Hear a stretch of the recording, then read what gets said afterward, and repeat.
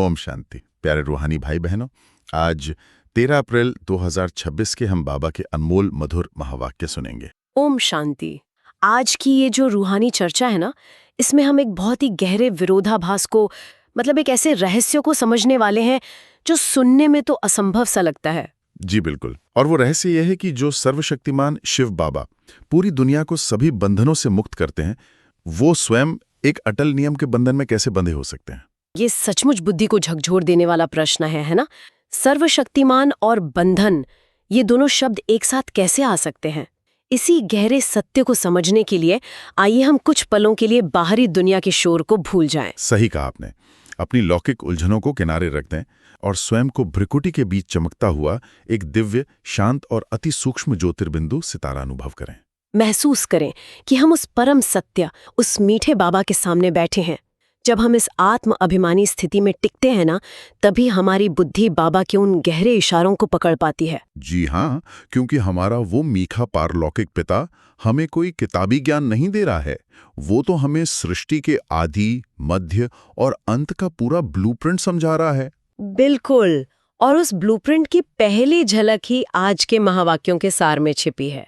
तो हर रोज की तरह शुरुआत करते हैं बाबा के उन मीठे शब्दों से। बाबा कहते हैं, मीठे बच्चे, अभी तुम ऐसी दुनिया के मालिक बनते हो जहां कोई हद नहीं। योग बल से सारे विश्व की राजाई लेना, ये भी वंडर है। वाह, योग बल से सारे विश्व की राजाई लेना, ये पंक्ति सुनने में बहुत ही मीठी लगती है। लेकिन अगर हम इसे प्रैक्टिकल नजरिए से देखें तो ये किसी बड़े चमत्कार से कम नहीं लगता है ना? सचमुच, क्योंकि लौकिक इतिहास गवाह है कि दुनिया में जब भी किसी ने राजाई या सत्ता हासिल की है तो उसके पीछे कोई ना कोई युद्ध, राजनीति या हिंसा जरूर रही है। एकदम सही बात है। तो फिर केवल साइलेंस में बैठकर, आंखें बंद करके या कर्म करते हुए केवल योग बल से पूरी दुनिया कैसे जीती जा सकती है, इसका विज्ञान क्या है? इसका विज्ञान हमारी आंतरिक स्वराज्य सत्ता में छिपा है। मतलब जब कोई आत्मा अपनी 5 कर्मेंद्रियों और अपने मन, बुद्धि, संस्कारों पर पूर्ण विजय प्राप्त कर लेती है ना, तो उसकी वो शुद्ध वाइब्रेशन प्रकृति को भी बदल देती है। जी हाँ, बाहरी दुनिया पर राज करने से पहले बाबा हमें स्वयं पर राज करना सिखाते हैं। ये योग बल कोई जादू नहीं है, ये हमारी चेतना का वो स्तर है जहां प्रकृति हमारी दासी बन जाती है। बिल्कुल सही। यानी ये अंदर से बाहर की ओर का परिवर्तन है। और बाबा ने जो कहा कि जहां कोई हद नहीं, ये आज के समय में कितनी प्रासंगिक बात है। जी, आज इंसान ने जमीन पर सीमाएं बना दी हैं, नदियों को बांट दिया है, यहाँ तक कि आसमान के भी हिस्से कर दिए हैं। और देखा जाए तो ये सारी हदें डर और असुरक्षा से ही पैदा होती हैं। असुरक्षा ही हर हद की जड़ है। सतयुग की वो बेहद की दुनिया इसलिए हदों से मुक्त है क्योंकि वहां कोई डर नहीं है। वहां हर आत्मा संपूर्ण, पवित्र और संतुष्ट है। क्या बात है, बहुत ही गहराई है इसमें। तो मैं श्रोता भाई बहनों से कहूंगी कि एक क्षण के लिए रुकें और विचार करें, क्या मेरे मन में भी ये मेरा है वो तेरा है कि कोई हद खींची हुई है? क्योंकि जब तक मन हदों में है, हम बेहद के मालिक नहीं बन सकते। ये एक बहुत ही सटीक और गहरी स्वचेकिंग है। हदों से बाहर निकलना ही तो सबसे बड़ा पुरुषार्थ है। और हमारी इस यात्रा में बाबा हमारी कैसे मदद करते हैं, ये आज के प्रश्नोत्तर में बहुत स्पष्ट किया गया है। जी, तो आज का प्रश्न क्या है? बाबा का प्रश्न है, ड्रामा के किस बंधन में बाप भी बंधा हुआ है? जरा सोचिए श्रोता भाई बहन, जो मुक्तिदाता है वो किस बंधन में बंधा हो सकता है? थोड़ा विचार करें। ये बहुत ही गहरा सवाल है। बाबा अपना उत्तर देते हुए कहते हैं, बाबा कहते, मुझे तुम बच्चों के सम्मुख आना ही है। मैं इस बंधन में बंधा हुआ हूं। जब तक मैं ना आऊं तब तक मुझा हुआ सूत सुलझ नहीं सकता। बाकी मैं तुम्हारे पर कोई कृपा व आशीर्वाद करने नहीं आता हूं। मैं कोई मरे हुए को जिंदा नहीं करता हूं। मैं तो आता हूं तुम्हें पतित से पावन बनाने। वाह, यहाँ एक बात बहुत उलझन में डालती है ना? क्योंकि भक्ति मार्ग में तो पूरी नींव ही आशीर्वाद और कृपा मांगने पर टिकी हुई है। बिल्कुल। और यहाँ भगवान स्वयं कह रहे हैं कि मैं कोई कृपा या आशीर्वाद करने नहीं आता हूं। ये पंक्ति पहली बार सुनने वाले किसी भी व्यक्ति को बहुत कठोर या चौंकाने वाली लग सकती है। जी हाँ, यह चौंकाने वाला इसलिए लगता है क्योंकि हमने भगवान को एक ऐसे व्यक्ति के रूप में मान लिया था जो हमें शॉर्टकट देता है। आशीर्वाद एक प्रकार का शॉर्टकट ही तो है ना? सही कहा। मतलब आपने खुद कुछ पुरुषार्थ नहीं किया और सामने वाले ने छड़ी घुमाकर आपका काम कर दिया। लेकिन रूहानी मार्ग में ऐसा कोई शॉर्टकट नहीं होता। बिल्कुल नहीं। बाबा हमें बैसाखी नहीं देते, वे हमें खुद अपने पैरों पर चलना सिखाते हैं। बाबा का ज्ञान और पवित्रता की पढ़ाई ही वह प्रक्रिया है जिससे हमारी आत्मा शक्तिशाली बनती है। इस बात को समझने के लिए मूंझे हुए सूत यानी उलझे हुए धागे की जो उपमा बाबा ने दी है वो बहुत काम आती है। जी, कैसे? देखिए, जब कोई धागा बुरी तरह उलझ जाता है और आप उसे हताशा में जोर से खींचते हैं तो गांठें और पक्की हो जाती हैं। इंसान भी अपने कर्मों के हिसाब किताब को जब खुद सुलझाने की कोशिश करता है तो अहंकार में वो कर्म बंधन को और कड़ा कर लेता है। हाँ, बिल्कुल सही उपमा है ये। और भगवान क्या करते हैं? वे उस उलझे हुए सूत को जोर से नहीं खींचते। बाबा का ज्ञान उस धागे पर एक मीठे तेल की तरह काम करता है। जी हाँ, ज्ञान और योग के निरंतर अभ्यास से हमारा अहंकार गलता है, जिससे कर्मों की वो कठोर गांठें अपने आप ढीली होकर फिसलने लगती हैं। सचमुच, बाबा हमें विधि बताते हैं, लेकिन सूत सुलझाने का पुरुषार्थ, वो मेहनत तो हमें ही करनी पड़ती है। ये बहुत ही स्पष्ट नियम है। मनुष्य आत्माएं इस उलझन में इसलिए हैं क्योंकि वो समय के पूरे चक्र को नहीं जानती। वे अपने कर्मों को सिर्फ एक जन्म के चश्मे से देखती हैं। इसी अज्ञानता को दूर करने के लिए बाबा हमें समय के चक्र का सबसे बड़ा सत्य बताते हैं। आइए, बाबा की मुख्य शिक्षाओं में इसी 5000 वर्ष के चक्र के सत्य को डिकोड करते हैं। बिल्कुल। बाबा पहले मुख्य शिक्षा में कहते हैं, सारी दुनिया में भल कितने भी विद्वान पंडित आचार्य हैं, कोई भी मनुष्य मात्र को ये पता नहीं कि बेहद का बाप हर 5000 वर्ष के बाद आते हैं। एक भी समझ नहीं सकते कि जिसको हम परमपिता परमात्मा कहते हैं, फिर पिता कहने से खुशी क्यों नहीं होती है, ये भूल गए हैं। मुझे अक्सर ये सोचकर बहुत हैरानी होती है कि जो लोग इतने ज्ञानी हैं और जिन्होंने सारे शास्त्र कंठस्थ कर रखे हैं, वे इस सीधे से 5000 वर्ष के सत्य को क्यों नहीं पकड़ पाते? क्या उनकी बुद्धि कमजोर है? नहीं, ये बुद्धि की कमी बिल्कुल नहीं है, बल्कि ये तो माया के आवरण का, उस घोर अंधकार का प्रभाव है। जी हाँ, जब आत्मा देह अभिमान में पूरी तरह डूब जाती है ना, तो उसकी वो रूहानी ग्रहण शक्ति, जिसे हम डिवाइन रिसेप्टिविटी कहते हैं, वो खत्म हो जाती है। बिल्कुल सही कहा। वे शब्दों के अर्थ तो समझते हैं, लेकिन उस अर्थ के पीछे की जो अनुभूति है, जो प्यार की फीलिंग है, वो उनके पास नहीं होती। तभी तो बाबा ने ये बहुत ही मार्मिक बात कही कि परम पिता कहने से जो खुशी होनी चाहिए वो नहीं होती। लौकिक दुनिया में देखे, एक छोटे बच्चे को जब पता चलता है कि उसके पिता कितने अमीर या शक्तिशाली हैं, तो वो गर्व से भर जाता है ना? जी, उसे अपना अधिकार तुरंत याद आ जाता है। लेकिन भगवान को पिता कहते हुए मनुष्य आत्माओं को वो रूहानी नशा क्यों नहीं चढ़ता? क्योंकि हमने उन्हें पिता माना ही नहीं, सिर्फ रटा है। हमने उन्हें एक डर की वस्तु या आसमान में बैठी कोई सजा देने वाली शक्ति मान लिया था। बिल्कुल। लेकिन अब संगम युग पर जब वो पारलौकिक मीठा पिता सम्मुख आकर कहता है कि मीठे बच्चे तुम मेरे वारिस हो, तो वो खोया हुआ नशा आत्मा में वापस लौट आता है। हाँ, श्रोता भाई बहन जरा अपने अंदर गहराई से झांकें। जब आप शिव बाबा कहते हैं, तो क्या आपको वो पिता के प्यार वाली, वो अति सुरक्षित अनुभूति होती है? यही सच्ची अनुभूति हमें माया के वार से बचा सकती है, क्योंकि माया कोई काल्पनिक राक्षस तो है नहीं, वो हमारे ही पुराने संस्कार और बाहर की आकर्षित करने वाली दुनिया है। सचमुच। और इसी हद और बेहद के संघर्ष पर बाबा अपनी दूसरी मुख्य शिक्षा में बहुत गंभीर चेतावनी देते हैं। बाबा कहते हैं, वहां कोई हद की बात नहीं, यहाँ हदें लगी हुई हैं। कहते हैं, हमारे आसमान में तुम्हारा एरोप्लेन आएगा तो शूट कर देंगे। अभी तुम बच्चे जानते हो माया भी कितनी प्रबल है। आज कहते हैं बाबा, हम वर्षा जरूर लेंगे, नर से नारायण बनेंगे, कल होंगे नहीं। तुम जानते भी हो कितने चले गए, फराख्ती दे दी। आसमान में एरोप्लेन आएगा तो शूट कर देंगे। ये एक ऐसा यथार्थ उदाहरण है जो आज रोज अखबारों की हेडलाइन बनता है। जी हाँ, ये कलयुग के अहंकार और असहिष्णुता की बिल्कुल चरम सीमा है। लेकिन जो बात मुझे सबसे ज्यादा सोचने पर मजबूर करती है, वो दूसरी पंक्ति है। आज कहते हैं वर्षा लेंगे, कल होंगे नहीं। ये बहुत ही गहरा दुख देने वाली बात है। ऐसा कैसे होता है कि कोई आत्मा भगवान को पहचान ले, उनसे इतना प्यार करे और फिर अचानक ज्ञान छोड़कर चली जाए? माया इतनी प्रबल कैसे हो जाती है? हाँ, ये तब होता है जब हमारा फाउंडेशन, हमारी बुनियाद केवल भावनाओं पर टिकी होती है, ज्ञान की गहरी समझ पर नहीं। बिल्कुल सही कहा आपने। जो बच्चे ज्ञान को केवल एक अच्छा विचार मानकर चलते हैं ना, वे माया का एक भी कड़ा वार सह नहीं पाते, क्योंकि माया बहुत ही सूक्ष्म तरीके से काम करती है। जी, वो सीधे तौर पर नहीं आती। वो पहले आपके अमृत बेरे पर वार करेगी, फिर आपके स्वमान को तोड़ेगी और फिर लौकिक दुनिया के किसी हद में, किसी रिश्ते में आपको फंसा देगी। इसी को अलबेलापन कहते हैं।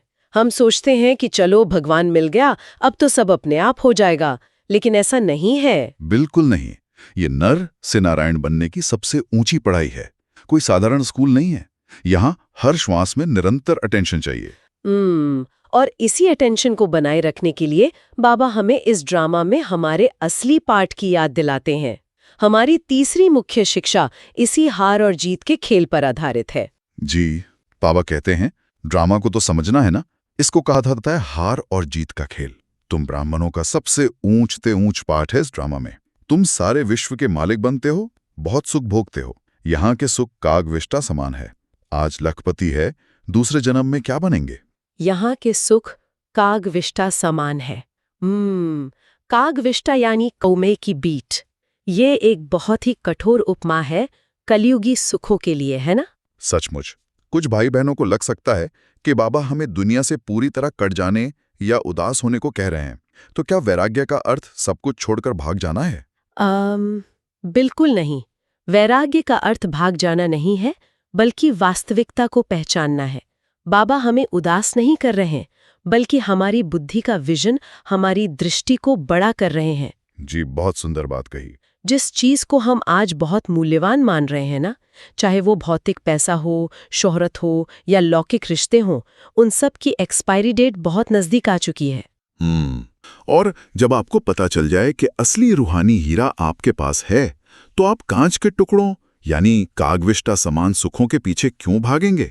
बिल्कुल, ये तो सोचने के नजरिए का पूरे पर्सपेक्टिव का ही शिफ्ट है। जब हम खुद को पूरे 5000 साल के ड्रामा का हीरो एक्टर मानते हैं, तो हमारे कर्मों की क्वालिटी अपने आप ऊंची हो जाती है। श्रोता भाई बहन विचार करें, एक हीरो एक्टर कोई छोटी या नीच बात कैसे कर सकता है? सही कहा। और इस ऊंची स्थिति तक पहुंचने के लिए बाबा ने आज अपनी चौथी मुख्य शिक्षा में सच्चे समर्पण का यानी पूर्ण रूप से अर्पण होने का सही अर्थ समझाया है। जी, बाबा कहते हैं, गीता में श्री कृष्ण का नाम डालने से लिख दिया है श्री कृष्ण अर्पणम। रिटर्न देने वाला तो एक बाप ही है, इसलिए श्री कृष्ण अर्पणम कहना रॉन्ग है, ईश्वर अर्पण कहना ठीक है। भक्ति मार्ग में तो हम जन्मांतर हर चीज कृष्ण भगवान के नाम पर अर्पण करते आए हैं। जी हाँ, लेकिन यहाँ बाबा एक बहुत बड़ा सूक्ष्म अंतर बता रहे हैं। देवताएं तो खुद सतयुग में अपनी प्रारब्ध, अपना रिवॉर्ड भोग रहे हैं। वे हमें 21 जन्मों का रिटर्न कैसे दे सकते हैं? बिल्कुल सही। रिटर्न तो केवल वही दे सकता है जो स्वयं सर्वस्व का दाता है, जो निराकार शिव बाबा है। और ज्ञान मार्ग में ईश्वर अर्पण का मतलब केवल भौतिक चीजों या धन को दान करना नहीं है। तो फिर सच्चा अर्पण क्या है? ये एक गहरा मानसिक और रूहानी समर्पण है। जब आप अपनी बुद्धि, अपने पुराने संस्कार, यहाँ तक कि अपनी कमजोरियों को भी बाबा को अर्पण कर देते हैं, तब आपके अंदर बाबा की शक्ति काम करने लगती है। वाह, तब आप केवल एक ट्रस्टी बन जाते हैं। मतलब मेरा कुछ नहीं, सब तेरा है। कितनी हल्की स्थिति है ये। जी, लेकिन इस ट्रस्टीपन को प्रैक्टिकल जीवन में उतारना ही सबसे बड़ी चुनौती होती है। हम अक्सर अपना सूक्ष्म मेरापन छोड़ नहीं पाते। और इसी मेरापन को छोड़ने का सबसे शक्तिशाली टूल बाबा ने अपनी 5वीं और अंतिम मुख्य शिक्षा में दिया है, 8 घंटे की योग यात्रा। जी, बाबा कहते हैं, इतना पुरुषार्थ करो जो कर्म करते, कम से कम 8 घंटा बाप को याद करो। सवेरे उठकर बाप को याद करो। 2 से 5 तक है फर्स्ट क्लास वायुमंडल। अब बाप कहते हैं मनमना भव। यह है चढ़ती कला का मंत्र। काम करते हुए 8 घंटे की याद। बहुत से भाई बहन सोचते हैं कि ये तो असंभव सी बात है। जी, उन्हें लगता है कि अगर हम 8 घंटे लौकिक काम करेंगे तो बुद्धि काम नहीं लगेगी या बाबा की याद में। मुझे लगता है कि इस बात को समझने में थोड़ी सी चूक हो जाती है। हम अक्सर योग को एक जगह स्थिर बैठने से जोड़ देते हैं। बिल्कुल, लेकिन बाबा जिस कर्मयोगी स्थिति की बात कर रहे हैं वो एक सहज अवस्था है, जैसे किसी यंत्र में बैकग्राउंड में कोई गहरी प्रोसेसिंग हो रही हो, लेकिन सामने वो दूसरा काम कर रहा हो। बहुत ही सुंदर उपमा है। जी, आपके हाथ अपना लौकिक काम पूरी कुशलता से कर रहे हैं, लेकिन आपकी बुद्धि का जो सूक्ष्म तार है वो परम धाम में शिव बाबा के साथ जुड़ा हुआ है। कर्मों की कोई थकान नहीं होती और इस अवस्था को पक्का करने का काम करता है हमारा अमृत वेला। जी है, सुबह 2 से 5 बजे का वो पवित्र समय। बिल्कुल, वो फर्स्ट क्लास वायुमंडल है क्योंकि उस समय दुनिया का शोर और वाइब्रेशन पूरी तरह शांत होते हैं। उस समय का मनमना भाव पूरे दिन के लिए आत्मा की बैटरी को चार्ज कर देता है। सचमुच। श्रोता भाई बहन स्वयं से पूछें कि क्या उनका अमृत वेला केवल एक ड्यूटी है, एक नियम है, या सच में बाबा के साथ एक गहरा रूहानी कनेक्शन है? ये बहुत जरूरी चेकिंग है और यही गहरी बातें हमारी आज की धारणा का आधार बनती हैं। आइए देखते हैं कि इन शिक्षाओं को समेटते हुए बाबा ने धारणा के लिए क्या मुख्य सार दिया है। जी, बाबा धारणा के लिए कहते हैं, 1. बाप से सीधा और सच्चा होकर चलना है। कल्याणकारी बाप के बच्चे हैं, इसलिए सर्व का कल्याण करना है, सपूत बनना है। 2. कर्म करते भी कम से कम 8 घंटा याद में जरूर रहना है। याद ही मुख्य है, इससे ही विकर्मों का बोझ उतारना है। बाप से सीधा और सच्चा होकर चलना, ये सुनने में तो बहुत साधारण लगता है, लेकिन ये रूहानी जीवन की सबसे बड़ी और अहम शर्त है। बिल्कुल। बाबा तो जानी जाननहार है, हम बाहर से कितनी भी सेवा कर लें, कितने भी मीठे बोल लें, लेकिन अगर अंदर किसी के प्रति ईर्ष्या है या कोई सूक्ष्म देह अभिमान छिपा है तो बाबा की मदद नहीं मिल सकती। सही कहा। कथनी और करनी में अंतर, या अंदर कुछ और बाहर कुछ, ये आंतरिक द्वंद्व आत्मा की सारी ऊर्जा को नष्ट कर देता है।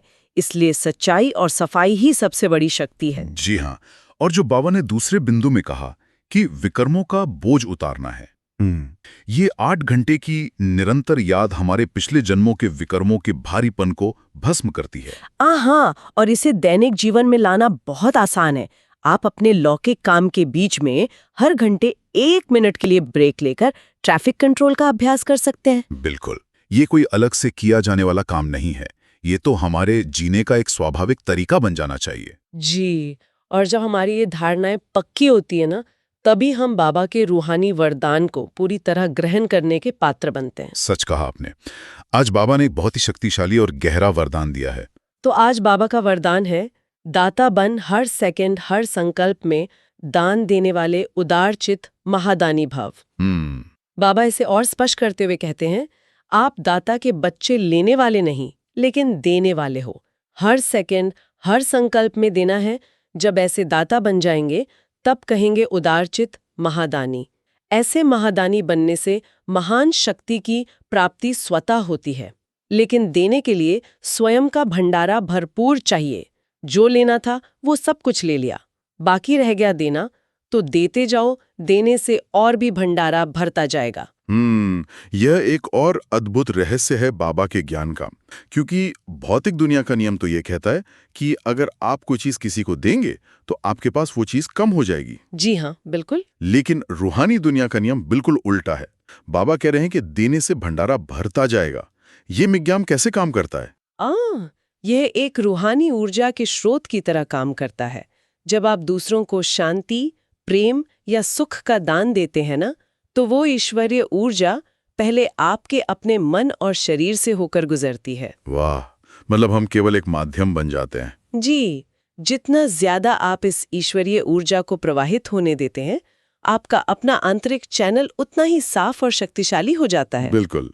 दाता बनने का अर्थ लौकिक धन देना नहीं है, बल्कि अपने हर संकल्प, हर दृष्टि से शुभ भावनाएं फैलाना है। और जब हम दुनिया से कुछ भी मांगते नहीं है, न सम्मान, न प्यार, न किसी का सहयोग, तब हम सच्चे अर्थों में उदारचित बनते हैं। जी हाँ, ये वरदान हमें हमारी असली राजाई का, उस संपन्नता का नशा चढ़ाता है। बिल्कुल, और इसी राजाई को बनाए रखने के लिए पुरुषार्थ में एक विशेष गुण की आवश्यकता होती है, जो बाबा ने आज के स्लोगन में छिपाया है। जी, आज बाबा का स्लोगन है, हर सब्जेक्ट में फुल मार्क्स जमा करनी है तो गंभीरता का गुण धारण करो। गंभीरता। अक्सर लौकिक दुनिया में लोग गंभीरता को उदासी या भारीपन समझ लेते हैं, है ना? सचमुच। लौकिक में कोई ज्यादा चुप रहे या गंभीर दिखे तो लोग तुरंत पूछते हैं, क्या हुआ भाई, तबीयत ठीक नहीं है क्या? जी। लेकिन रूहानी मार्ग में गंभीरता का विज्ञान कुछ और ही है। गंभीरता को हम एक आंतरिक स्विच की तरह देख सकते हैं। आंतरिक स्विच। जी, ये उदासी नहीं है, ये एक एकाग्रता है, एक फोकस्ड अलर्टनेस है। जब आप अपने ज्ञान की पढ़ाई, अपनी योग और अपने ईश्वरीय लक्ष्य के प्रति पूरी तरह जागरूक होते हैं। बिल्कुल। और जब ये स्विच ऑन रहता है तो व्यर्थ की बातें, लौकिक गॉसिप या इधर-उधर का मजाक आपका रूहानी समय नष्ट नहीं कर सकता। सही कहा। यह एकाग्रता आपको ज्ञान, योग, धारणा और सेवा चारों सब्जेक्ट्स में फुल मार्क्स दिलाती है। जी। तो दिन भर में जब भी हमारा मन व्यर्थ संकल्पों की ओर भागने लगे, हमें तुरंत ये गंभीरता का स्विच ऑन कर लेना चाहिए। बिल्कुल। और ये आंतरिक एकाग्रता ही हमें महानता की ओर ले जाती है। इसी महानता को प्राप्त करने की सूक्ष्म विधि आज के अव्यक्त इशारों में बहुत गहराई से समझाई गई है। जी। बाबा व्यक्त इशारों में कहते हैं, महान बनने के लिए मधुरता और नम्रता का गुण धारण करो।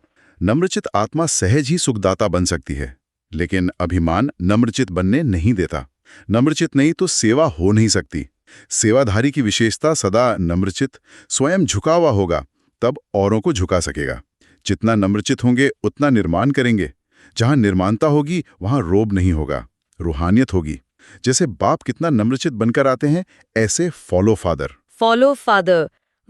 हमारे मीठे ब्रह्मा बाबा का पूरा जीवन इस नम्रता का साक्षात प्रमाण है। बिल्कुल। और एक बात जो यहाँ बहुत गहराई से समझनी है कि नम्रता का अर्थ कमजोरी बिल्कुल नहीं है। जी हाँ, अक्सर लोग सोचते हैं कि जो झुकता है वो कमजोर या डरपोक होता है, लेकिन प्रकृति में भी देखिए, जो पेड़ फलों से सबसे ज्यादा लदा होता है वही सबसे ज्यादा झुकता है। अहंकार तो केवल खोखलेपन की निशानी है। हाँ, सत्य कहा आपने। जहाँ निर्माणता होगी वहाँ रोब नहीं होगा, रूहानियत होगी। जब कोई आत्मा अहंकार से पूरी तरह मुक्त होती है ना, तभी वो सच्ची फरिश्ता स्थिति को प्राप्त कर सकती है। जी। नम्रचित आत्मा ही अपनी मधुरता से दूसरों के दिलों पर राज कर सकती है। बिल्कुल। तो अब समय है इन सभी गहरे रूहानी रहस्यों, बाबा की मीठी शिक्षाओं और वरदानों को अपनी चेतना में हमेशा के लिए अंकित करने का। जी हाँ, अब हम 5 स्वमानों का बहुत गहरा अभ्यास करेंगे। मैं सभी श्रोता भाई बहनों से निवेदन करूंगा कि वे अगले कुछ पलों के लिए बाहरी संकल्पों को बिल्कुल शांत कर लें।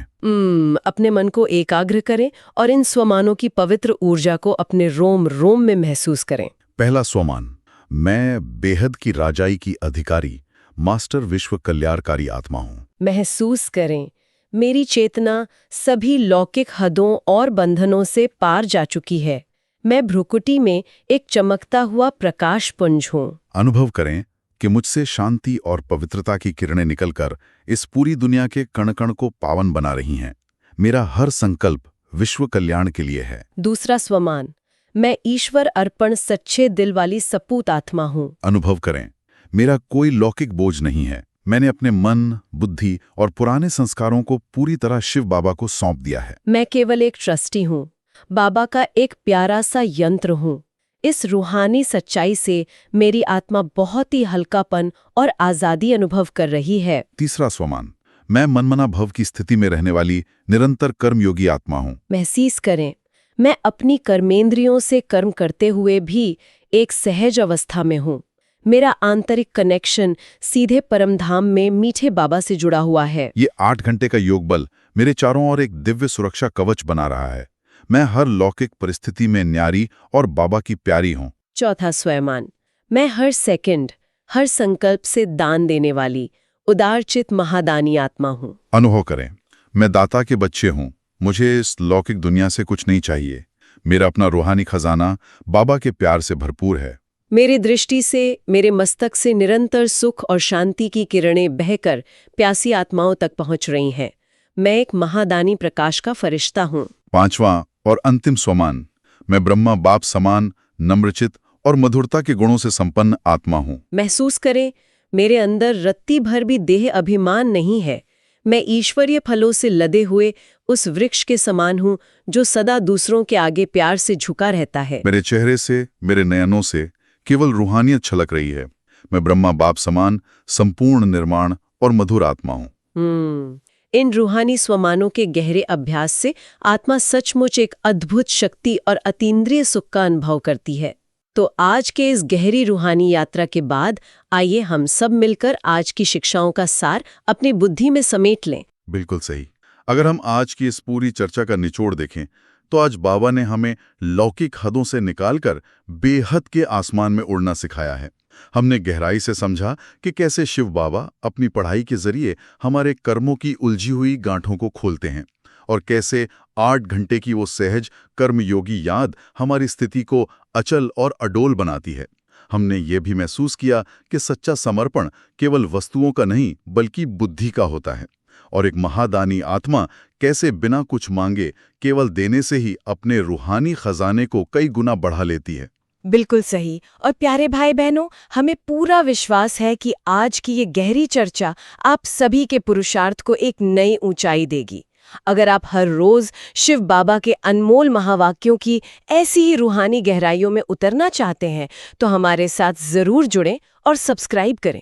ये कोई लौकिक चैनल नहीं बल्कि एक रूहानी सत्संग है जहां हम रोज मिलकर बाबा की श्रीमत को अपने प्रैक्टिकल जीवन का हिस्सा बनाते हैं। जी हाँ, आप दिन भर इस मास्टर दाता और बेहद के मालिकपन के नशे में रहें। इसी शुभ भावना के साथ कल फिर मिलेंगे बाबा के नए महावाक्यों के साथ।